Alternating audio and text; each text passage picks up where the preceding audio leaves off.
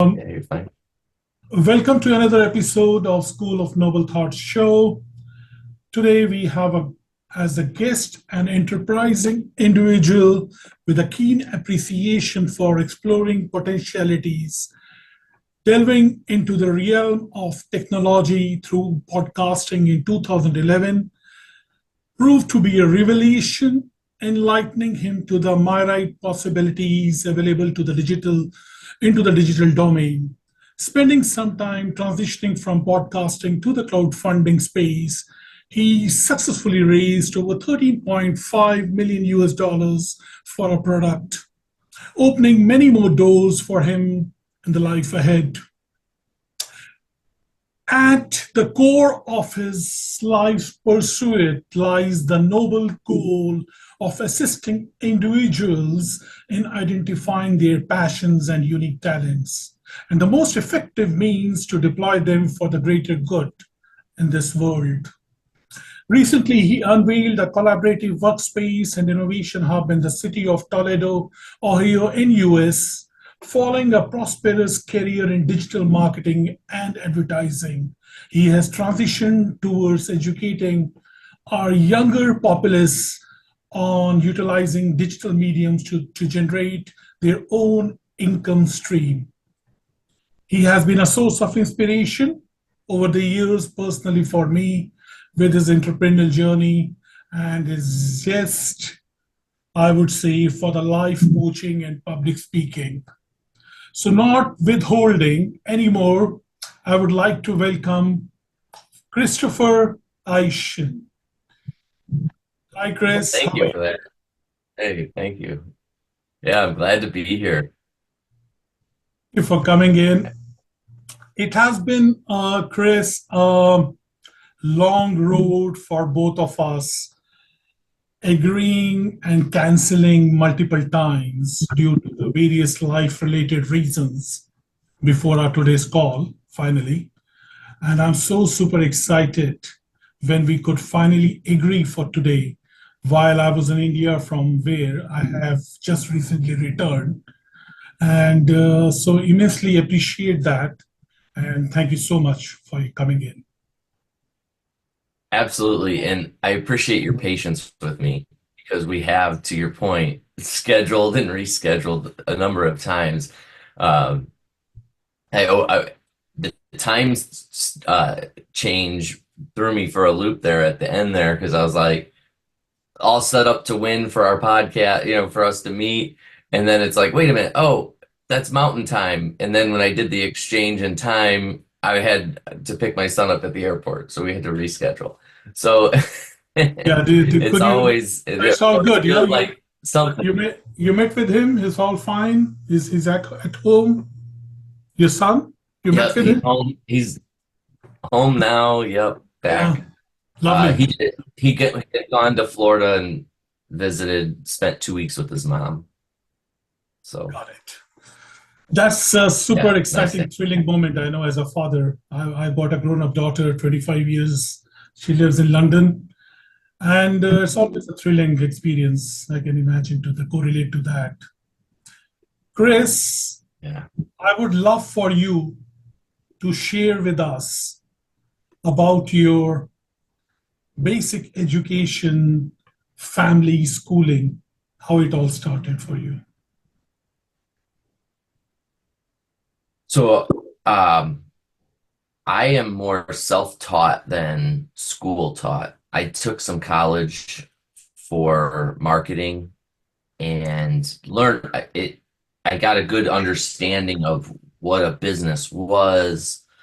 I took financing or accounting courses, so I was understanding how to balance a P&L sheet and what all those things meant. So through college, I had introduction to some of the elements that I use as an entrepreneur, but most of what I do day to day as an entrepreneur wasn't learned in school, but self-taught. Of hard And I knocks, think you call that's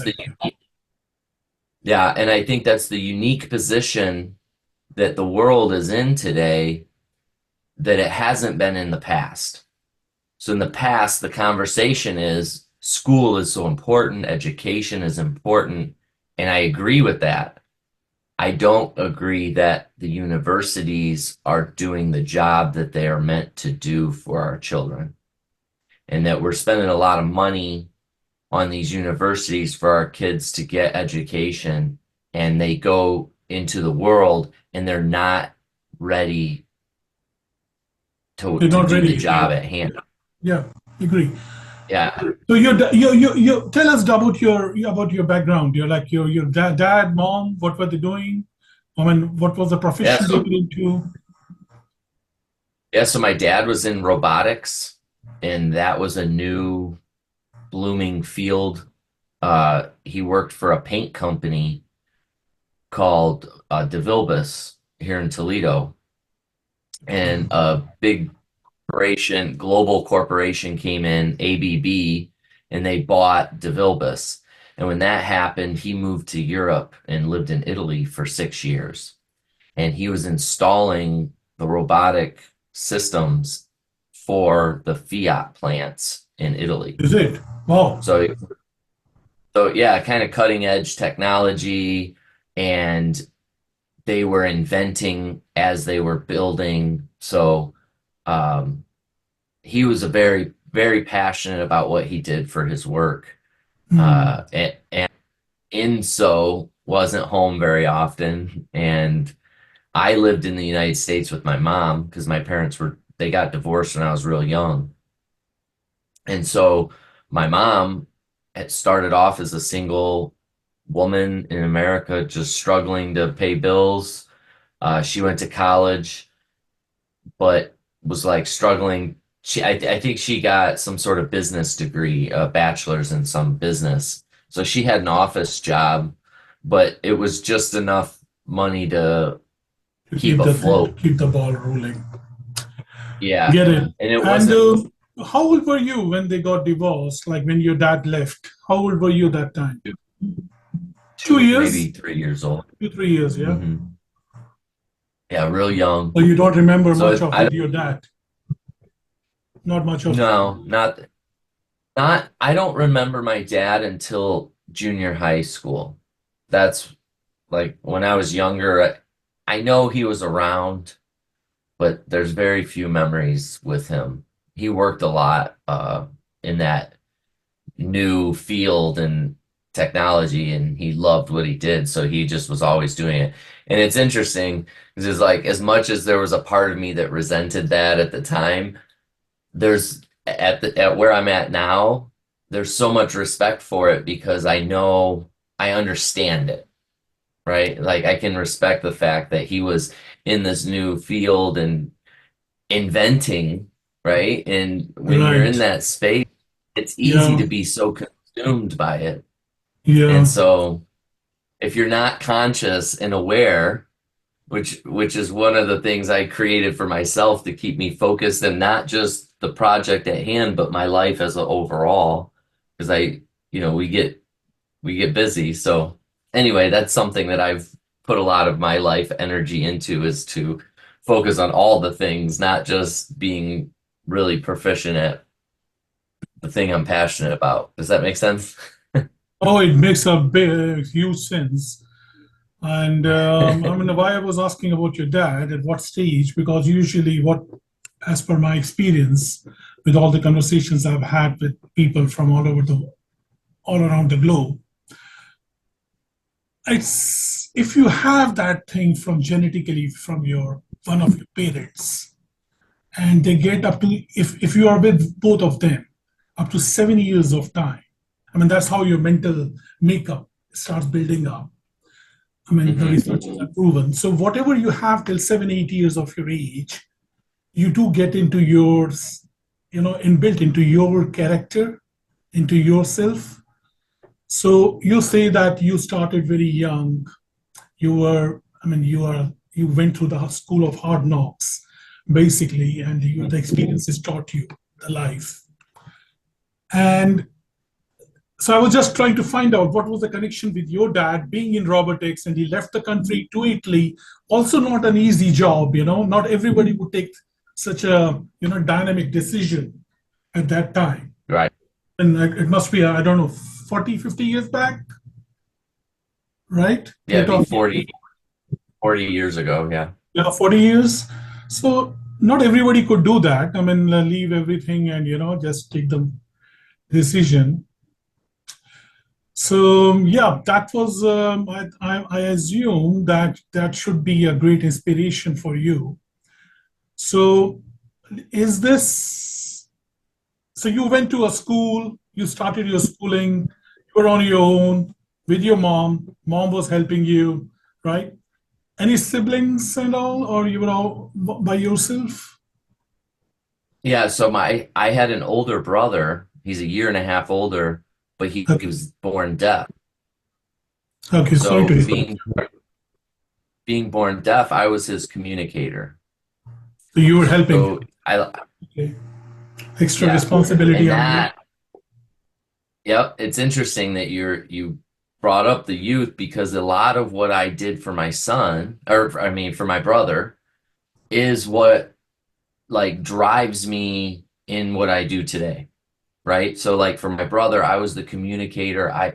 In order for him to understand all the things that were going on, I had to go gather the information, come back to him. Okay, this is what we got going on. What do you want to do? Right? Like, and and when we go to, camping, my mom liked to go camping because it was inexpensive. Right. I would go and I'd meet all the other kids and Mm. I'd tell them my brother can't hear because otherwise, if my brother shows up deaf, most of the time they would make fun of him.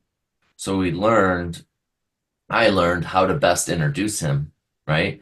And that's what I do today now with in work is I go out, I find what you need, and I go out and I gather the things that are necessary to get it done, right? And make those And connections. your brother is, you're in touch with him right now? I Yep. mean, these days? He lives in Toledo also? No, he actually lives up in Michigan, near Detroit. Okay. But get this. So he's an extremely successful robotic engineer. Is it? Really? Yeah, You yeah, see?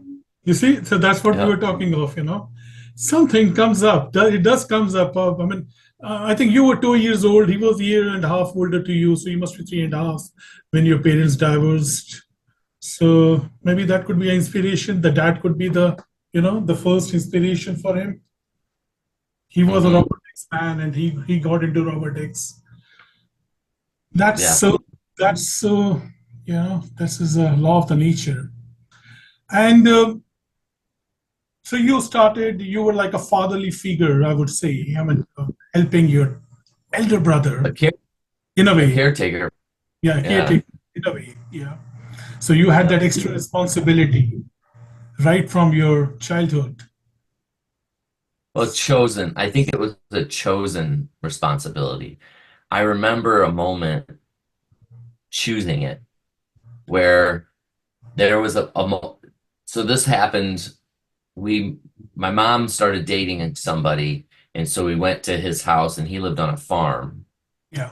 And everybody, all the adults went into the house, and my son, I keep saying my son, but my brother ran into the woods. Now at this time, I think I'm 4 years old, Right. maybe, maybe even three. Like four would be, so anyway, The around high 4 years side. Yeah. old. So my brother's at five because he's a year and a half older. He goes running into the woods, and the family goes into the house. And I remember having this moment to make a decision. If I go into the house and he goes into the woods and gets lost, he can't hear us yelling. True. So we would have to find him.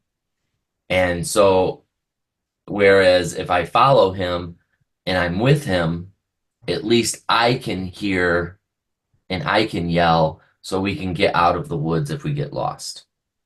So So I what did made you a do? decision Yeah. to chase him into the woods. And that You went was to after him. me the choice of saying, I need to be there and take care of him. And when we would travel, he would hang on to my jacket and we'd go through the airport and I'm go through because it was just the two of us traveling to Europe as Really? kids. Really? Yeah, Oh, yeah. how, So we how would old were land you? in like 11, 10 and 11 traveling Early teenagers, to yeah? Europe. Early teenagers, yeah. Yeah. Well, I was in sixth grade. What's sixth grade? It's about 10, right? Something like that. But yeah, is all we went to Frankfurt, Germany. So from Detroit to Frankfurt, Germany, and then from Frankfurt, we got on a plane to fly to Milan So you or traveled Milano. together. So that cohesiveness with your brother started right at the early age. Are you still Yep. good brothers with him? Yeah, he lives kind of about an hour from me, so So you're in um, touch with him. but we're in touch. We see pretty regularly. Lovely. Yeah, So you work and start. stuff. Busy. Was that the reason for your exciting entrepreneurial journey? What you started when you got into, the. I mean, you were doing your schooling. So at what stage did you feel that I have to do something of my own? When did you feel that? Get that? The tickle in A your. divorce. How old were Actually, it you? was a divorce. 35 or 30, probably maybe closer to 30. But I went through a divorce and I came home from a job and my house was empty. Empty. And I'm like, empty. And I'm like, what? She wants a divorce. She's mad at me. She's being so dramatic. This is like, and I'm so upset that she's being this dramatic and that my life, like, I felt like all I did was work and make money and bring money home to the So what family were you so doing? that we, I mean, sorry to interrupt you. What were you doing till 30 years? What did you do? I I mean, worked after. at GM, General Motors. I built transmissions for General Motors. Oh, you worked for GM, is it? Mhm. I Wow. did, yeah. But it was labor, right? So working on building the transmissions and it paid pretty good money, but I worked I mean, I can bet night it at shift. that time. At that time, GM must be the big thing. To get into a GM was not easy, isn't it? Whatever stage No, you it's were not in, must be a big right. thing. And It's a it's lot of money, in yeah. especially where we're at. Because Toledo, so if you know the automotive industry, Right. Detroit, Michigan comes down, if you come down Detroit into Ohio, Toledo's the first city. So Right. Toledo, a lot of the businesses in Toledo make the parts for Detroit. Okay. So Got it. we're very driven around the automotive. So yeah, working at GM or one of the auto manufacturers is a good job around here.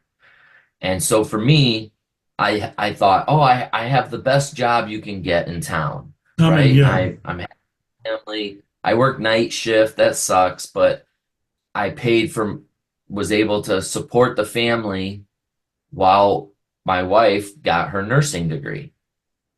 And so she got finished with nursing school and then she moves out. So you met with And you so you here met I with your wife. Was it a love marriage or how was it like? I mean, you don't have arranged marriage like in India, like I'm very sure. But sometimes, the hooking no. takes place with the friends, so sort of thing. So, I mean, how old were you when you got married? You passed out of the school, didn't you?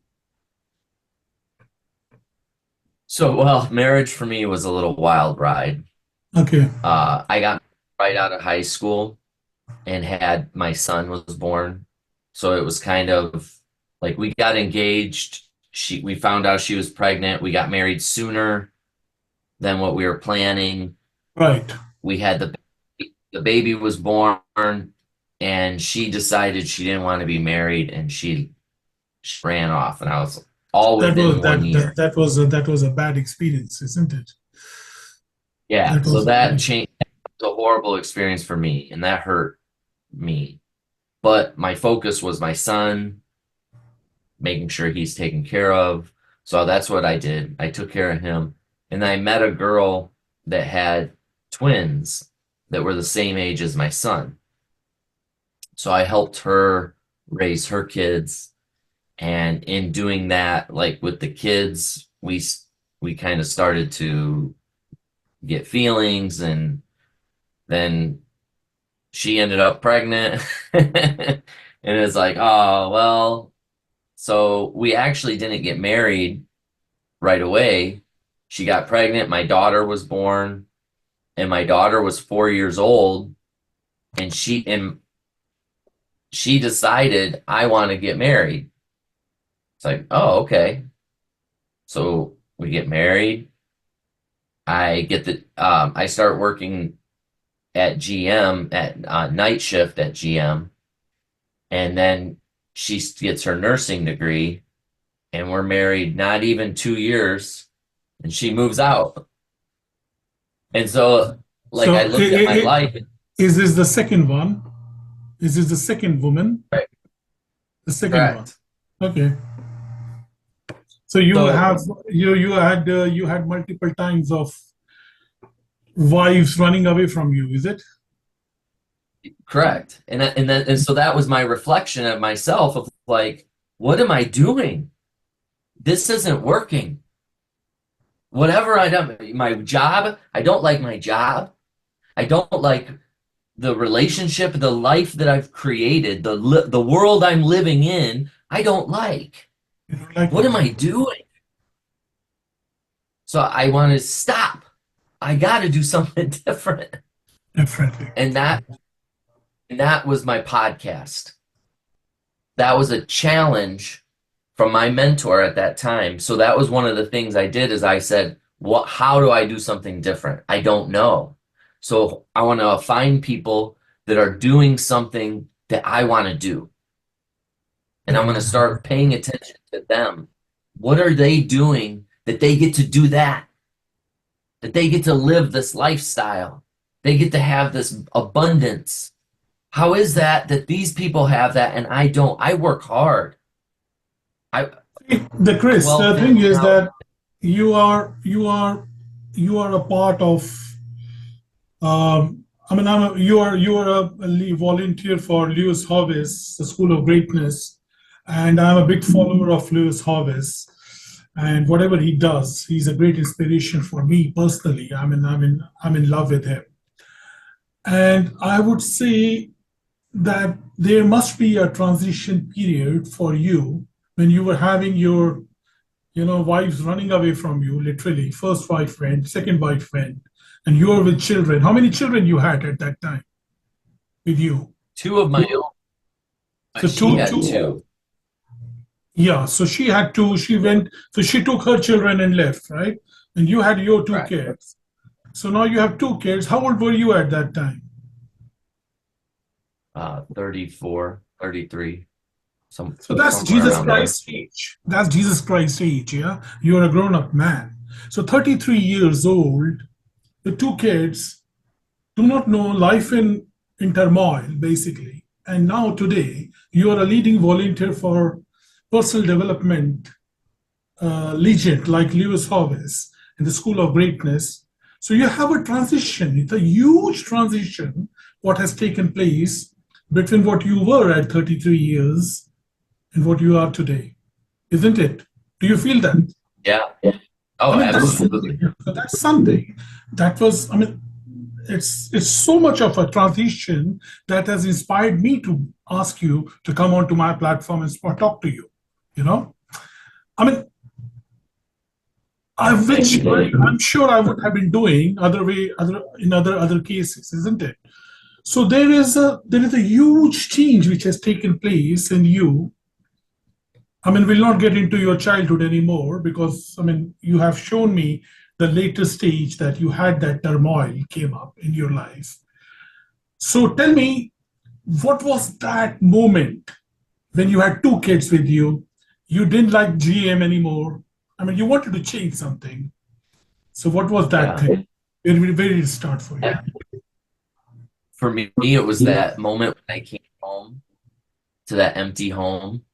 I said, no, I have been living my life for somebody else. Everything I did was to provide for somebody. I said, enough of that. I need to make sure I'm doing something for me, not in a selfish, Right. but in a self-care, right? And I'd never looked at that in my whole life. I had never looked at me. It was always about taking care of those around me, taking care of my brother, taking Right. care of my, my, and then, in my life, in my work, taking care of my company and doing the best I can. And so it's like, how do I take care of me with the amount of energy that I took care of all these people? And that's where I started listening to podcasts. I started reading books. Lewis Howes, that's how we got connected. So one of my mentors had a podcast called The Kick-Ass Life. Right. And on one of his name is David T.S. Wood. And on one of his podcasts, he challenged people, do something that scares you. I think Do something. I know about. I've listened to his podcast. Davis Wood. He's Yeah. Yeah. He was yeah, quite he's popular great. when it all started. I think he was very popular at that time, isn't it? He still is. He still Yeah, is. yes. He's great. He's just a good guy. But he challenged me to do something that scared me. So me and one of his other fans that we met on the chat, his name is Michael Mataluni, we got together and we launched Kick Ass Dad podcast. And that was our challenge to ourselves of doing something different that scared us as a challenge. Now, in podcasting, you pay to host it and you pay for a website. All that stuff costs Oh yeah, money. I mean that was a budding stage at that time. Yeah. And 2011 was so at that time, and this is 2011, yeah, yeah, yeah. we're trying to figure out how do we get, revenue from this? How do we get people to pay? And we launched a Right. podcast mastermind group and taught people how to podcast, and that drove some revenue. And that was evidence to me that I had an opportunity to leave my job. So Right. I was able to use and leverage the podcast in a way to create enough revenue that I could leave my job. And so with that evidence, I Oh, left you did. General So Motors you left your job at that when you started the podcast, is it? about a year in, about So a year into the podcast. so it was already making money for you, the podcast. Well, through teaching other people how to podcast. Got it. That's where we made it. So the podcast was free, and then teaching people how to launch their own podcast is where we made revenue. Yeah, I mean that was So something. That was something like I mean that podcast started at that time. I think 2008, 2009. The podcast basically came in. Nobody knew what yep, podcast was, and yeah. I mean, if you would have continued, I think you would have been like I don't know, no Joe Oh, we Rogan would be the at the level un, yeah. We started with Lewis House, so if you see where he's at, we'd be somewhere around there. of Lewis Hovis. I think he We're started before Joe Rogan. or 2009. He started. Lewis Lewis, Hovis, yeah, yeah. I think he started something on LinkedIn in 2011. 11. Yeah, okay, right. Yeah, So something like that. Somewhere there. So But at any that rate, must be an exciting time. And how old were your kids at that time when you started the podcast? They were living with you. They must be small. yeah, my daughter was 4. Yeah, let's do it. So Well, I had them both part-time, okay, but the way that I worked, it was like when I wasn't working, I had them. So, but the so who was helping you? schedule, No, yeah, a little bit. sort of. Yeah. Some I mean, I shouldn't say it like that because yeah, they help me a lot, but the their mother hasn't had them half the time. So between the two of us, we didn't have to rely on the parents as much. Uh, she had a good nursing job, so with her nursing job, she only worked 3 days a week. And you started the new venture of podcast and all. I mean, Oh no, she was yeah, no, it's not no, she was still around, but she was using my parenting as the reason that she wanted to leave. She didn't like how I treated her kids. And so that was like, what? Like your kids are my life. Like, what do you mean you don't like the way I treat your kids? right. And it's like, and I raised her kids for 10 years. So it's like, how do you, I raised them for 10 years. What are you talking about? It's a little late, you know? Seemed like a bad excuse. But So you started your podcast in 2011. You are without your wife, and you have two children with you. Have I got it correct? mhm. Is it right? Right. Yeah, you got it. That was Yeah. what it is. And you have your kids Mhm. were 2 years and 4 years old at that time. No, my daughter was 4. My son was like 10, maybe 11. Oh, so she was grown up. She was already grown up girl. Yeah. Okay, that's so. I mean, still, it's a lot of responsibilities, right, on you as the father, and you are trying to cope up with all this mechanism, and then trying to. You left your job also of GM. Yeah. Well, that was for me was the first time of following passion over money. Before, when growing up, I was really taught you needed to have a job, I mean, that was a right, rat to make race. You money. were doing the rat race like everybody did. I mean, bring the Yeah, yeah, money and say, take the care of the bills. Everybody was doing the same. I mean, that time it was industrial age dream. Yeah, so you were doing the industrial age dream, and now you're doing the yep, information age dream. So the things that that's what I said. You had a long transition, 33, 34 years till now, and so you basically changed from industrial age man to an information age man. That's what has happened with you. yeah, But what I'm yeah, trying to find out is the hindsight of it. That this is okay. This is the upfront. You have done that change in you. But how could you cope up with your chick kids by your side growing up at the same time?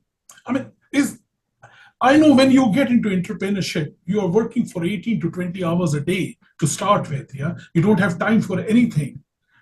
So is that, I mean, I'm just trying to find out how could you do that, raise up the kids and the yeah. entrepreneur at the same time? That's the beautiful thing of this world, right? Is that there's not a time clock, right? Where in the industrial age, you punch in, you punch out. With this world of technology, I'm always on. I'm always on the clock. However, I can have this conversation with you. My daughter would be running around, because I'd be doing the podcast, I'd be doing interviews. My daughter's here in the home with me, right? She'd pop her head in, hi, like hi, that kind of stuff. Yeah. And then as soon as I'm done, she comes in, gives me hugs, the kisses. Now I'm doing my editing. She could be sitting on my lap and I'm editing and Right. I'm creating my email campaigns, doing my social media marketing, all of the other stuff. I can be True. hanging out with her and I can go make lunch and I can sit and eat lunch with her and then I can do what I need to do. Hmm. Or I can spend 2, 3 hours just paying attention to her, playing with her, going to the park, doing stuff. And then when I put her to bed, go and work for 3, 4 more hours. What I like to do is get up at 5 a.m. So you and in start you working. you you in fact did go through this drill, I would say. You did do that, is it? This way, how you just now said. So you were doing this, trying to cope up as a lonely father, as a lonely dad, with growing up kids, and trying to set up that podcast. or whatever. So you left the podcast, isn't it? In middle. And what did you do after the podcast? 2011. So what happens next after that? Yes, we did the podcast for 2 years, but the podcast became so popular. We were Did you getting where did you host it? The podcast. it was on Apple Oh, you did it on Apple. podcasts, Okay. Right. yep, and or iTunes, and then Stitcher Yeah, iTunes radio. iTunes was popular at that time, isn't it? Yeah, It yeah, must big be, it time. was a big thing And that so time. if you could get the key was if you could get on the new and noteworthy on iTunes, you Yeah, were you're going to do pretty well. right. But as long as you had good content, if you didn't have good content, you weren't going to make it. Like you had to have good content. So what did you start? What was the next thing? You on the online? Yeah. So we started teaching other people how to launch their podcasts, Is it? and in yeah, so we're supporting people because what we found is that there was a pattern on how we posted and how we did things that created success in the number of listeners. Right. And so we started to take that pattern and use it to on other podcasts and help other podcasters grow their podcasts. And How so were you that doing? started creating How were you doing that? How did you do that? it was like through a podcast mastermind group is what the mechanism was. We had a podcast mastermind group where we'd bring everybody in, we'd have classes and workshops, and we talk about like their shows, what their topics are, what are some buzzwords, buzz topics that are going on, looking at whatever their podcast was, because it wasn't, we were in parenting, right? Not all of these podcasts were parenting podcasts. So we had to look at whatever their podcast niche was. What are the What was the buzzwords name? in What that? Kick ass dad. Kick ass dad? Okay. Yeah. So that relates to parenting. Okay. Correct. And it was all Mhm. about, gaining back your time, being a present parent, being present with your kids, right? Yeah, As when opposed to, you were going through that, all that in your life, right? So you had yeah, something to share. That's what I was trying to correlate. I mean, yeah, so okay, that makes sense. Yeah, you're going through the pain, and you're sharing the pain what you are going through with the world, and yeah, it was that becomes therapy. easier. Yeah. And then as I'm learning, like, oh my gosh, this is a skill, like the podcast and everything, all of the things that I was learning how to launch my podcast, right? Those were the tools that I was learning how to use to True. get out my message, which my message was the therapy that I was going through in this period of my life. And so that taught me a valuable lesson about marketing specifically is that people don't care about how much you know until they know how much you care, which means once they feel like they know you, they care about you and they want to see you win. And if you have products, they'll buy them. You know what I mean? So that's what I learned with podcasting. It's like your fan base wants to support you. So give them abilities and ways to support you. And so So that's what we were helping with on whom did you start the podcast with? You had a partner. Michael Mataluni. Yeah. Yeah. So he was a friend of yours, is it? Well, we met through uh, the podcast Kick Ass Life that David T.S. Wood his Right. we met through his podcast So because how do he you meet? says I mean, how do you meet through his podcast? What do you mean you met? You were a somebody listener, isn't posted it? something on somebody posted or I think I posted on Facebook, how do you meet like-minded individuals? And I made that comment and Michael posted, hey, I'm a like-minded individual. And so I was like, Okay, so that's add friend. through the And comments. then next thing you know, we're launching a podcast and doing all that.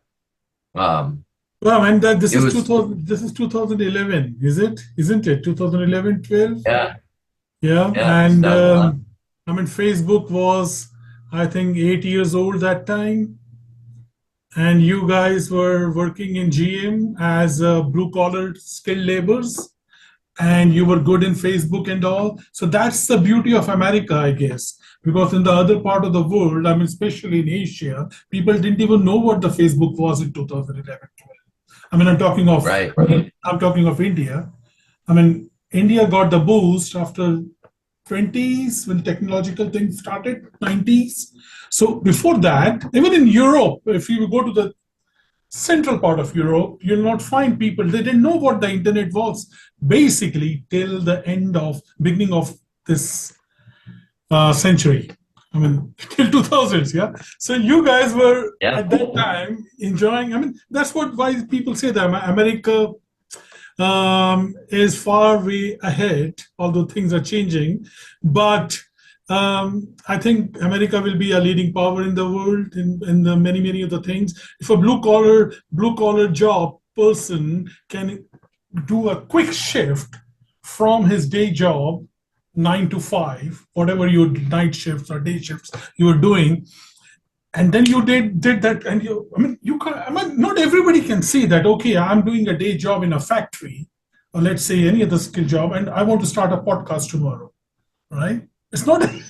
Yeah, you can't really do that today. It's not going to happen for you You today can't. in this. You could do today. Yes, today you could do.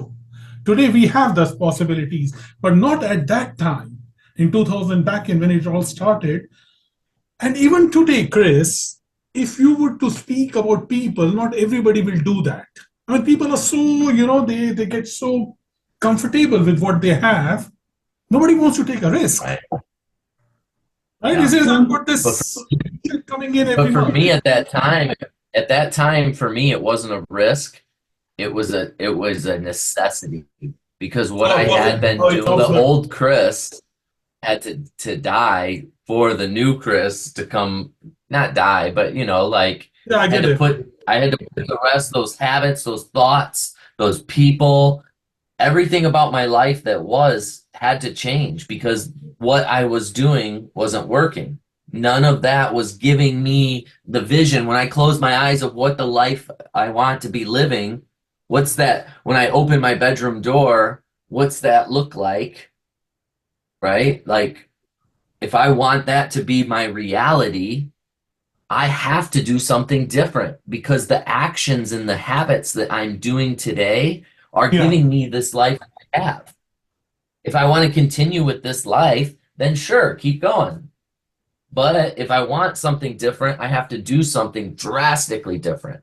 Yeah, but And and that's what my point is, yeah, Chris. That yeah, you I mean, got it was not it. it was a drastic transition to get from a blue collar job to information age hustle. Not everybody can do that. You had to have something in you. I mean, which not everybody has got. That's what I'm trying to tell you. So, and your necessity added on to that. You see, your necessity. And now, talking of the necessity, what was the necessity you were facing at that time when you got into the podcast? Like left the job. What was the necessity? Your wife was not there. You were lonely. You were with the kids. Yeah, that was one necessity at the personal front. Was it the job security was finishing? The GM had were losing jobs at that time? Or was that none of the things? That was right after that. So they were hiring at that point because they had let go, so they were hiring. But for me, it was like not what I wanted to do. That was a At personal thing, that point, it was, rising event. Right. yeah, for me, it was identifying what are other ways I can earn income because I had never looked at what was possible. I I was very limited in what I believed, you had to get a job to make money. I didn't realize that this could be a job, that doing things on here and this could be the job that makes money. And when I first made money, I thought I did something illegal. I was like, I got money in my, like, Yeah. am I gonna get in trouble? Can I and I ask was nervous about it. can I ask you a question, Chris? While we are discussing of this, at what was the first time you got introduced to internet? How old were you? Your first experience on the mobile. I think mobile came later. So what was the first thing? Your laptop you had, a PC? Oh, I was 10. Yeah, I was a young kid. I had it in school. We had computers in school. It is. And so the internet, it was probably junior high going to my friend's house playing different Okay. computer games on the internet. Uh, like, do you know the game Grand Theft Auto? I heard of it. Yeah, I heard of it. So we played that original game was written by some kids that just like coded this They basic coded there. game. Yeah, Same and time in your school. you Yeah. could play it, but it was an aerial shot, or now you're in the car driving around, but before when it first came out, it was aerial, so you're looking down on the street and you could get in and out of cars and drive around. It was pretty corny. But How that old are, was how old are like you now? How old are you, Chris? 44. 44. So we're talking of 34 years back. So that brings you to an early 90s, I guess, right? Somewhere in early Yeah. 90s. Yeah, so more or less, yeah, man. So I was in, I also had the same experience, more or less. So I was in Europe that time. So, but in India also, we did have computers. When I studied in Delhi, I studied in one of the best schools in Delhi, and we did see the computer first time as I was in junior high school, I think at that. But the exposure, I'm very sure, was not so much as you guys had in States at that time because everything started from America, right? Everything started from the all the research and also you. That was the added advantage what you had to do the transition from your day job to an information age, entrepreneurship. So you did that. Yeah. 11, you started the podcast and you met with few people on the Facebook. All this happened on different platforms. So, okay, tell us more about that. What happens after that? 2011, 2013, you closed the podcast. Then you started So teaching other.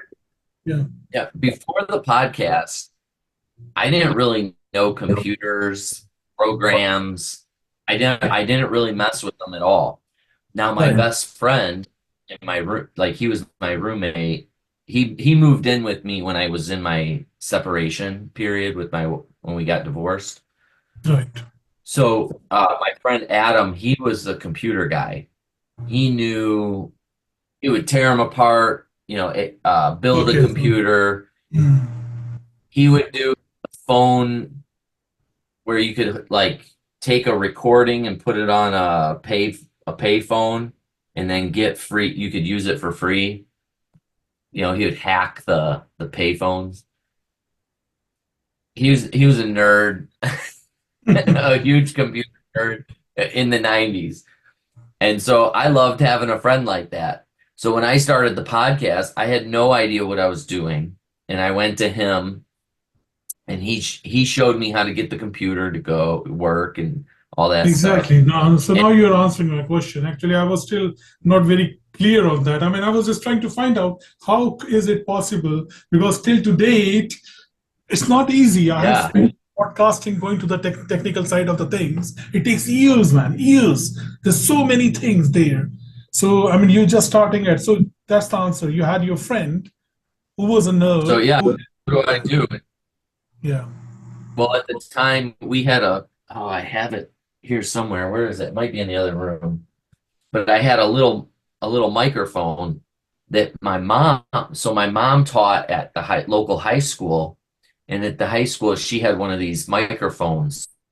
It's this little plastic. It looks like a pen. It's just on a little stick, but it was Mhm. for a classroom, and it would plug in USB into the computer. So that's what I used as my That's first cool. mic. Right. It's like maybe $10 little microphone that it was old too. It was probably that microphone was probably from probably 1998. Like Yeah, those were the 1998 mic. early gadgets with the Yeah. microphone, yeah, the slim ones. I remember we still have Oh, them around, but not much. So what did you right. do after that? What was the next thing you started with? Well, Started so that teaching. was it was learning the programming, and then it was learning Facebook. So at that time, Facebook did not have boosted posts. It didn't have paid advertising. It Yeah, right, was yeah. it was all grassroots. So what we were teaching people in podcasting was the technical, how do you record, how do you edit, but it was also how do you use Facebook? How do you get engaged in a way that is going to help you grow your audience? So we Sure. teach people going on and commenting on other people's posts and going to other groups and getting engaged on those other groups to invite them to your group. And So you then had a that's so how we you had a group on Facebook, yeah? You had a yeah, we Facebook had group where several. you through the Facebook group you were teaching other people how to do the technical stuff, basically technical Some of knowledge. it was on Facebook. Yeah, some of it was on Facebook, but we were using other we would take them off of Facebook onto other programs. So like we had email marketing. So we would use email to send information also. Okay. We had a YouTube channel, so we would use YouTube to to send information. So we'd record information on like how do you do technical stuff and we'd send them the recording. So we had all kinds of different methods of communication, not just, and that was key. It was not just using one, but using a whole bunch because maybe you might respond really well on Facebook, whereas that person and that person is better email and text Right. message, right? So Mhm. it's for us, it was like we had to send it out in all these different ways because different people consume it in different ways. So we were trying to meet our audience everywhere that they were at. And then we were teaching that to other people, So that method. right.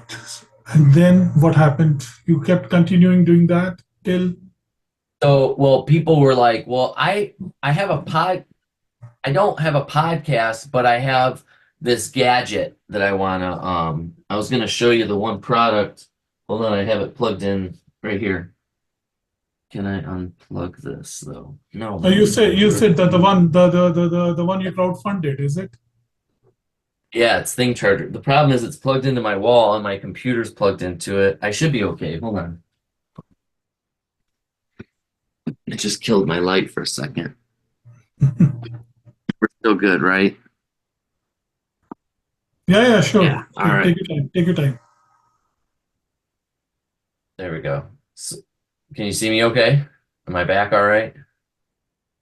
Yeah. So what is it? So this It is looks like thing. a router. Okay. It's an electric So this thing. there's and then this is a tip that this is a lightning, but you can get the USB-C, a mini, Can you just bring it up a little bit so you can't see a little that? bit Yeah, more. yeah, yeah. Now it's yeah. Now you can see. Uh, when I did that, I lost the view of myself, so I can't see what you're seeing. So hold on. There we go. Yeah, so this right here is a lightning tip, and then Right. you can store them back. Um, Okay. get different tips for your device, and then you can take your phone and put it right on the top to charge. Oh, That was the idea. That this plugs into the wall, and you put your phone on top to charge. And then on so the bottom, it's like a hub sort of thing. So you got USB, we you got your actually launched phone. one.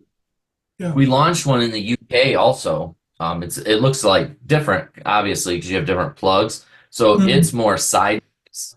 It's more like this. with the UK with your guys' outlets, Right. and Yeah. then the tip was on the top like this, so it was a So little different design. this came out in 2012 or 2013. This was you Uh, crowdfunded. four right, 2014 to 15, I You believe. you got it manufactured in China, is it? Before we were even in manufacturing, we had what was it, 300,000 units that we had to supply. So we weren't even we hadn't hit manufacturing yet, and we had Yeah. 300,000 units we had to have made. So you crowdfunded that, yeah? So you already had the capital for that, and Yeah, so we have the money to get them yeah, done, yeah, and and so we and literally. so you. I mean, that's a huge thing. So you, so Mhm. now you're podcasting, and from podcasting you were manufacturing already. You were teaching podcasting, Right, right? right. So you were doing the manufacturing and the teaching at the same time, is it? Well, yeah, I was for a while, and then that's why I ended up kick-ass dad and all that. I ended up putting aside because this stuff, I had this product, but then I started working as a consultant, and as a consultant, I started working on other products that you've probably heard of, but um, and had similar results to this, to where they were huge, and that took a lot of my time and my energy. Chris, And so if I may ask you, I mean, you're an interesting man, and you have got so many things happening at the same time from different, spheres of the world, I would say. So you are doing the podcasting, you left the podcasting, you finished with it, and you became a product man. So how did you become a product man? I mean, well, because this was crowdfunding. So this started with, so what was podcasting? For me, podcasting was, I have a passion, I have yeah, this idea, this vision, and I right, want to bring it to the world, right? I want to yeah. have the conversation, whatever it is. Crowdfunding is, I have this idea and I'm passionate about it and I want to see it come into the world. So it was like this guy comes to us like, "Hey, I got this idea." Well, he's a British guy, so he didn't Is come to it? me like quite like that, but he comes to me, "I have this idea." So we end up launching it and have some success. And then it was like, "Oh, you got an idea too? Well, I don't know. Let's see if this works for that." Boom, takes off. Like, "Yeah, it worked." And they're like, "What's your idea?" So Like, you "Let's put see it if on we the can do it." you put it on the crowdfunding, yeah. You put in the Yeah. crowdfunding and it took off, yeah. hmm And so that's what it was for me. It was the fun of exploring and trying something new and stepping in like in my introduction, it says the possibilities. Like, I love exploring possibilities. And that's what all of this crowdfunding piece was. And it's a self-development, right? In order for me to bring this into the world, it takes a lot of dedication. So It you takes you went to China, you flew to China or something? So Hong yeah, Kong. yeah. And So you flew so there. that, You're but yeah, once that happened though, we don't have to go back. Then it was meetings like this. Um Shafted on it. But yeah, because basically he took we ran all the crowdfunding, and Oh, you did it with um him. You did jointly with him, is it? yeah, he was the inventor. Okay, okay. And so So yeah. we ran the marketing for him. Hmm. And I was the director of marketing. And so I did the marketing for this, and then I did it. That's what I would do, is consult on the marketing for other products. And that's where I lived, was in the exploration of how do we launch this, right? And get it funded. Or if the company has it funded and it's already there, how do we scale it and grow it? And that was one of the products that I worked on. They couldn't figure out how to connect the product to their market. Like, they knew who the customer was, but their messaging wasn't landing with the customer. And so they were doing all of these, what do you call it? Um, where you bring an audience in, you show them something, you get the feedback. Um, what is that called? I'm like blanking on the word, but you're getting all the doing these trials with people to get this feedback, and none of the feedback was working. Experiments. Experiments. Yeah, Mhm. yeah, they were doing experiments with the audience to try to make better marketing.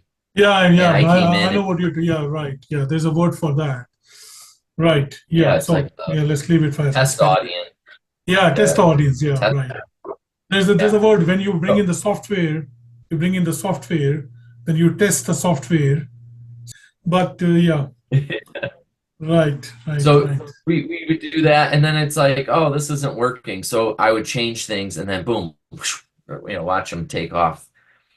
One of my friends, I was seeing if I had his products over here because yeah, So it's over here. you're all into products now, is it? After the 2014, 15? So you A lot of my time because it was that entrepreneurial spirit that I fell in love with, and so it it was in products, but it's more about the vision, the idea. The product is it's like okay, this is change this out for anything, right? so It's whatever brought in money was the criteria, is it? no, it's the passion, the drive. But yeah, what started me down this path was the money because podcasting was free. It was like, okay, we teach some people how to podcast, but it was like, that's not really what was driving me. The True. podcasting wasn't where my passion was.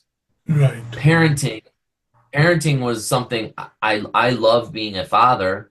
And through the experience I was going through, I was really passionate in that stage of my life, Hmm. but it wasn't the driving factor. What I found was it was the entrepreneurial spirit that sparked me. It was the discovering and trying and experimenting. All of those were the things that I loved. And so that's Amazing, where man. I wanted. Amazing. I mean, yeah, I mean, it's not, and you said 13.5 million pound, US dollars. You got into the crowdfunding. So no, I mean, that's a huge, huge trust people put onto you, right? So Oh yeah. could you fulfill that? You could deliver the orders to everybody. You ended up with a good, Yep. yeah, yeah, you did everything. So So, that's well, there was a little faux pas in it because we also launched retail. So we hit manufacturing in January. So we had all of these sales come in during the Christmas time. Five and a right. half million came in during Christmas. Yeah, So almost half a of lot that. of Yeah, yeah, a lot of people were mad because they weren't going to get their product for Christmas. And it's like it says crowdfunding, crowdfunding, crowdfunding like that. It's 100% on you. But we were able to like handle that. What people make got really mad about, which I didn't have any control over, it was they made the manufacturer made the retail products and got them to the store before they shipped them to the people.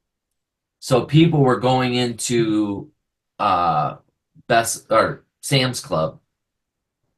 They were going into Sam's Club and seeing this for sale, and they hadn't gotten theirs yet, and they crowdfunded it, and that pissed a lot of people off. that must have. Yeah, And that so, must have. yeah, so online, it got really ugly, and so they rebranded it. This is called Thing Charger, but they rebranded it to MagFast, and um, basically they're just doing small marketing. I'm not part of the company anymore. Um, they've done, I think, $1 million since. It's been a few After years. the So, rebranding, you know, yeah. yeah, So what did you do after that once you left the company? so that's where I was consulting with So you got launching. a consulting. Okay. Yeah, because what I found is that the problem with this wasn't the marketing. The problem with this was the CEO's direction, right? Right. So it's like okay, so what I started to look for was who had that entrepreneurial spirit and that drive and the willingness to take Hmm. feedback to go in the right direction. And that was where the problem I felt like with this, I was the director of marketing, but I wasn't allowed to be a part of the retail launch, which is what caused all the negative, Right. you know, So did you launch your own online. did you launch your own company after that? Once you left that?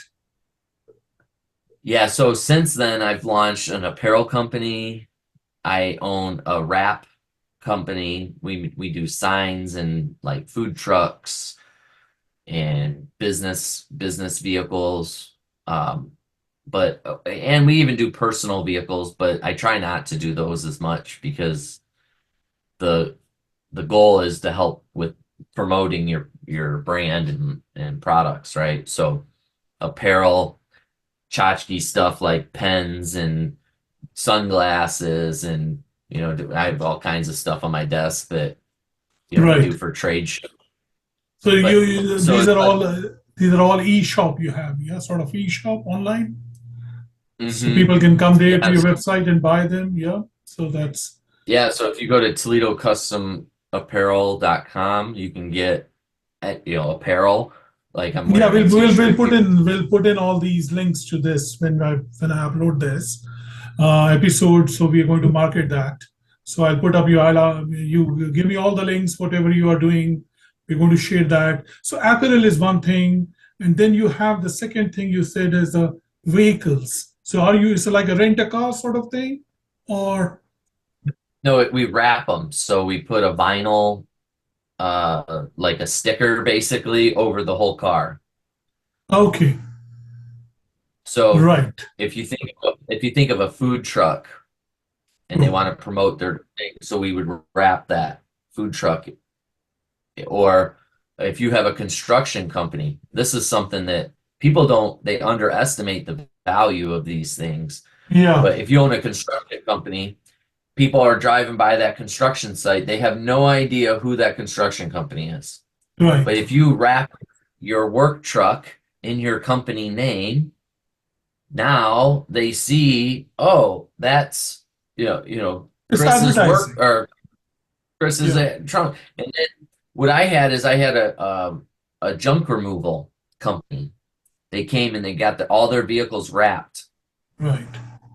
Said they pulled out of the shop, went to a job. While they were at the job, so many people saw their vehicle in the phone number on the side that Right. they were booked for the next 2 weeks from that one job just sitting where they were working. Yeah, And it's like that's it's very in UK it's very common thing. I mean, like most of the businesses are doing that with their company vehicles. cool. So it's another way of doing the advertising. Even in Europe, in many countries, you'll find it. In Italy, So that's kind of you're new here. yeah. So it's a good thing, and I mean it's a very progressive way of advertising, I would say. So that's Yeah. number two, and number three. What else you're doing apart from that? Well, I started Toledo Tech Loft, and the Toledo Tech Loft is an innovation incubator, co-working space, and the whole idea is to support. You were showing me the video other day. So that's a new thing you started, just got into it, isn't? Yeah, I'm really excited too because I got this space. So what happened in Toledo is this company came in and they renovated this space and they made all the promises to the community about how they were going to bring tech classes and basically bring technology to Toledo because Toledo is Right, very manufacturing, right? And so right. they were going to bring technology. Well, the CEOs of the company end up going to prison for fraud. And so all these promises and all these things that everybody was really excited about in the city are now poof, gone. And it's like, So when was that? now That who? was Yeah, it was like 2 years ago that happened. And it was maybe it was a year ago, maybe only a year ago. But at any mm, rate, it was really deflating to the community. And so the space sat there And the guy that owns the building Yeah. was trying to lease it out, trying to lease it out. He had a couple people that had some ideas and wanted to do something with the space, but nothing was making sense for him. So anyway, a Mhm. year later, he's still sitting on it. And so I came to him with this idea to basically bring the classes, and this was the entire time I'm networking, I'm, you know, formulating the how-tos of this idea. But once I have everybody I feel like I need on board, I approached him and said, "This is my idea. This is what I'd like to do." And he was completely on board with it and gave me keys the other day. So this is Congratulations. literally Yeah, good launch. job. Good job. That's Yeah, what I that's got what the started. entrepreneurship is. So you That's it. found something and you found the opportunity there, and you are now you're already realizing it, and I'm Yeah. pretty sure that it's going to be a success for you. That's so you have got this now, and I know that you're aspiring public speaking into you love public speaking. How much I've followed you, and you would like to share at some point of time in your life, teach others also your journey, what you're going through, maybe down the road, not now, as a coach. Yeah, you would like to be one day. But I think there's a time for it. Right now, you have entrepreneurship all in front of you, isn't it, Chris? Yeah, Yeah, it's a lot of mentorship. Yeah, that's where I feel like I'm at is mentoring people, supporting them with their visions. yeah. I mean, So, you got a lot of experience in that. So, mhm. Now Chris, I do have what a will be? product I'm working on, but it Yeah. So, isn't what? ready yet. So Sorry, sorry. What do you I say? have my own product. I have my own product that I'm working on, but it's not ready yet. I got to get patents and things like that in place before I start talking about it. Is it something like electrical sort of electrical gadget or something? It's going to be Yeah, electrical. it incorporates all of the learning I've had over the years. So, um, yeah, I'm excited. We'll talk more about that later, Wow. but So it's that's going to. because this is this. You So mean that like, the same socket, the same thing that this gadget you were doing with the British guy? it's a, yeah, it's a different product altogether, completely So it's a different different product. product. Okay. Yeah, All right. but, I but keep I keep the fingers crossed for you, and we'll wait for the good yeah, news you'll to be come seeing up. it. Yeah. Yeah. I met with some attorneys and they told me be quiet until we get this done. I was like, "Ugh, that's hard for me." I know the anxiety. Yeah. Chris, what are the topmost five key tips that you would recommend for the listeners as an entrepreneur, for somebody who's starting his journey? I know you started it pretty late, but you have the school of hard knocks behind that. So that's, I think, legitimate knowledge you have got. What will be the five key most tips you keep on on the top of your list, which you would say for any entrepreneur upcoming? Uh, Number one is apply your oxygen mask. Apply the oxygen mask, self-care, right? That's Okay, above self-care. one. Right. Yep. Mental, physical, spiritual, self-care. Uh, Number two is never doubt yourself. Like if you have an idea or a dream or vision, think it through, write it out, like what would it look like for that to be a reality and keep moving forward with that. We run Right. into obstacles that stop us. Find the way around. Find the workaround. Don't let anything stop you. Right. Um, and then let's see. Ooh, five of them. Shouldn't be too hard though, right? No, Self-care. man, we can cut short it, but I'm pretty sure that you So must be having. uh, surround yourself with good people. Is you are the sum of the five people you spend the most time with.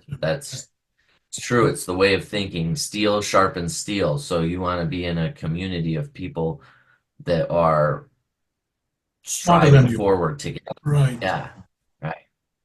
Um, and I yeah, mean, so first, I remember in one of, do you hear Tim Ferriss? Tim Ferriss, yeah. Yeah, yeah, Oh, yeah. David. Yeah, yeah, yeah. So he was saying in one of the podcasts, I mean, he was talking to somebody, and the conversation was about if you enter a room and if all the people are smarter than you in that room, then you're in the right room. So you got to be with the people smarter than you around you. I mean, that thing really, I mean, it caught hold of me, you know. I said, this is so true. You know, I mean, most of the time we tend to go in and feel ourselves, you know, above the things. But when you have people smarter than you, there's always something to look up to, you know. So it's a great, Yeah. great, I mean, like something. Yeah, sorry, I interrupted you. What was the number four? No, You were I saying think you're right on with that. It's like I like that idea of surrounding yourself with people that are smarter than you because smarter than you. that's Yeah, I mean, similar. yeah, You know, you are the sum five of the five people you surround yourself with. So if you're not exactly. surrounding yourself with smarter people, how are you growing? Yeah. True, true, And true.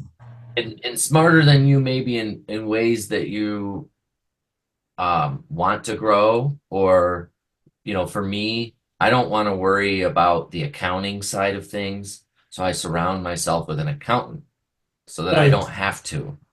So it's Yeah, also like bringing on the people that fill in your gaps. And the other thing is I would say that's important is to be honest with yourself, because oftentimes there's gaps that we have that we don't want to be honest with ourselves about.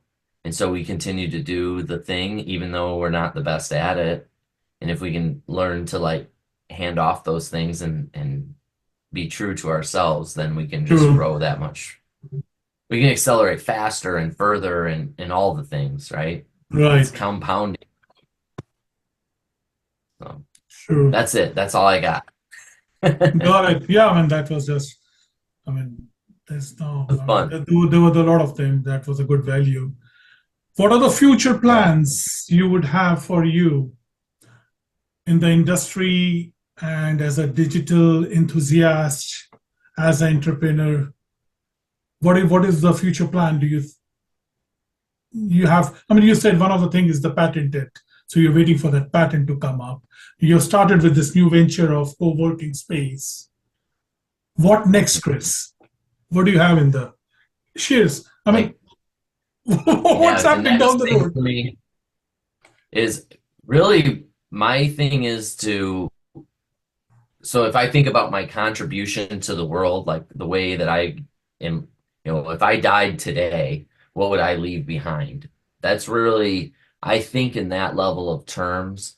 And so like what I'm creating and what I'm building with this tech center in Toledo is is the idea that when I graduated high school, I didn't really know what I wanted to do.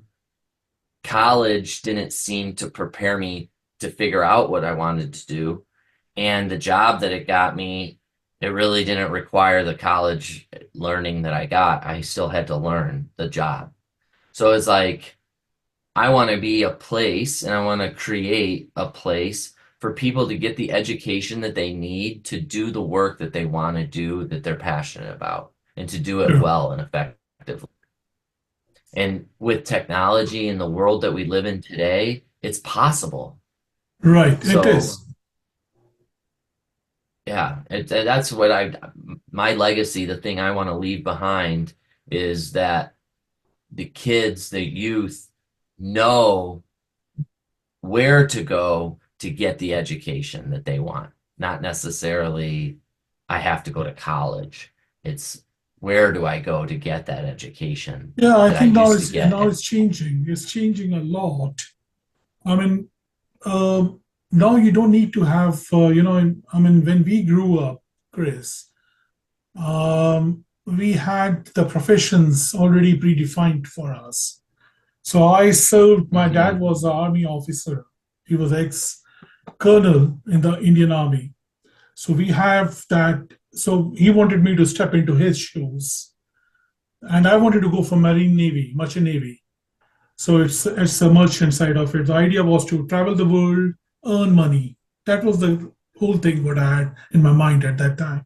So he basically put me into this National Defense Academy, and we it's a West End sort of thing built on the American West End lines of 36 hectares of land, Army, Navy, and all together. Right up from the school, they take you and they train you for 3 years, and then you go for separated, segregated Army, Naval 1.5 year more of service training, and then you become, the officer, young officers in the.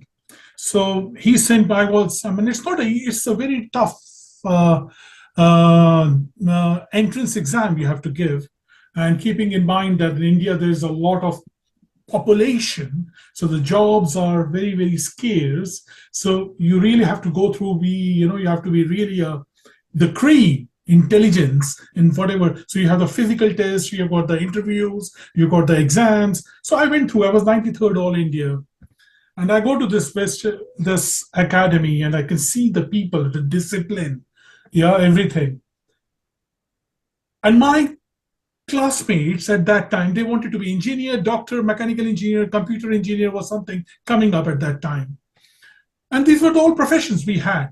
So defense officer, engineer, doctor, lawyer, yeah. But now, in today, our kids, when they are growing up, your son, your daughter, my daughter, the next generation, you don't have to go through a whole profession. I mean, if you learn artificial intelligence, 1 year of skill, you can get paid more than any doctor in the world today. So we're living in that information. It's about the skill now. It's not about the whole education system. You have to take the credit of 4 years. Although people are doing that still. Still people go to Harvard. Still people go to, I don't know, Stanford, right? Or MIT, and all people will keep doing that. But for those who don't have, there is an option right now. You learn a skill and you can make good, decent living for yourself. Yeah. So we are living in a golden age today. And we have got these opportunities. And I'm so blessed to live in this era, I must tell you.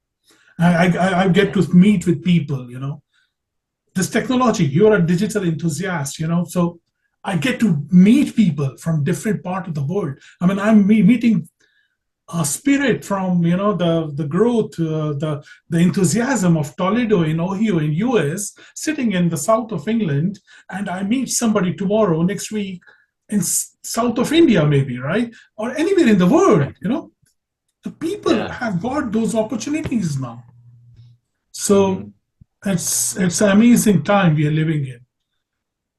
So I mean, I agree. yeah. So that's like those are the best times we are living in right now. Chris, I would like to ask you before we wrap up these couple of questions. I've got them enlisted here for you.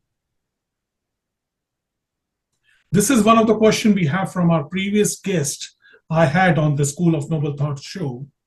And the question he had left it for the next upcoming guest: how can you make the world a better place than it is now? So that was the question left by the previous speaker for the upcoming one. So what would you have to say on that, please? That goes to my legacy, right? What am I leaving behind? How do I make this a better place? And the way I found it is connecting people to their passion, finding that thing that they're passionate about, and then how does that passion translate to revenue for the household? So how could imagine everybody living in their passion, right, doing things that they love doing? How awesome would everybody feel going to work in the morning, stuck in traffic, going to the job that they love? Like, come on, hurry up. I want to get there. They're not anxious. I'm going to be late. Honk, honk. They're Right, like, yeah, I'm going to the place I right. love. That's my vision. It's like getting Sounds the like world. a sounds like a utopian world, isn't it? Yeah, But right? it is, you know, like the passion. Yeah, passion is very. It's a big thing. It's a big word. Right. Yeah. And that thing is like, if you could just do that, even if you don't like it today, you're still going to love doing it more than you love doing anything else. Does that make sense? Like, even if it feels like work, it's at least in a vein of something that you love. So, like the podcast when I was doing Kick Ass Dad, for me, that it was a lot of work. And I was working 15-hour days at that time. And so working 15 hours and then coming home and recording an hour-long podcast, editing it, producing it, and putting it out with True. along with the show notes and all the links and it was a lot of work. But Absolutely. that passion, it didn't matter. I would do that half asleep, like barely functioning because Mm, it mattered. And if we can have a world that's living in that place instead of this have to cha-chunk, cha-chunk, cha-chunk industrial society, if everybody's in that space, that to me is heaven on earth. got it. That's That's and if we can that's a head sweet towards that spot. direction, Yeah. yeah, if we Yeah. can think about that, if we can head towards that direction and hand that to the next generation, we're pretty close to creating peace on earth. Or we could go and focus on the what could be bad, but to me, that's the area to focus on, That's a right spot, sweet spot.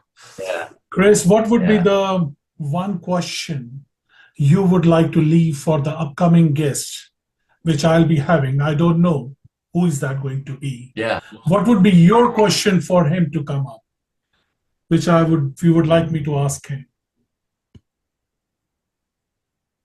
I'm gonna steal this from Lewis is if you could leave when you pass away, all of your content, everything about you is gone. There's only one piece of content that one message that you can leave. What's that message? Man, that's usually the question I ask end of the Oh, every is it? episode. Yeah, but it happened. We'll not just know. Yeah, so we'll just leave it at that. And in fact, that was something I wanted to ask you. What would be your message? But let's leave it like that. And I'll definitely put up this as a question, and I'll have a word with you maybe in the second episode, which we will do with you next time as the time All right. passes, right? And we leave that Yeah. question. I mean, that will be something I would love to. Thank you, Chris. Thank you so much for your time today. It has been a immense honor, passion for, I mean, inspiration for me, and thank you so much with your Yeah, time. thank you. Yeah, I look forward to have the next chat and conversation with you. Thank you so much. Thank you. I appreciate your time. Take care. You did a Take care. great job. Appreciate Same here. this. Bye. All right. We'll see